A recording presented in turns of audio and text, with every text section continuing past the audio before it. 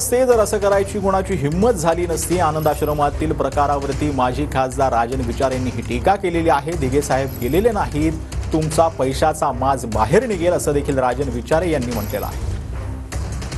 तर दिघे साहेब असताना जर चुकून असा प्रकार घडला असता दिघे साहेब कोणती कारवाई केली? अरे पण कोणाची हिंमतच नसती झाली हे असे प्रकार करायचे काय। दिघे साहेब नुसतं असे डोळे बघितलं तरी चड्डीत त्या ठिकाणी चड्डी ओली व्हायची। हे लांबची दूरची गोष्ट। आणि दिघे साहेब सुद्धा आज गेलेले नाही, दिघे साहेब आहेत।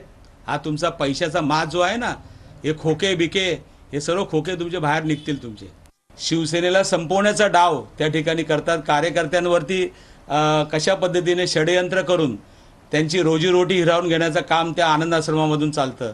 आज बघितलं असेल या मिंद्यांनी आणि कशा पद्धतीने त्या ठिकाणी नंगा नाच त्या ठिकाणी केला होता।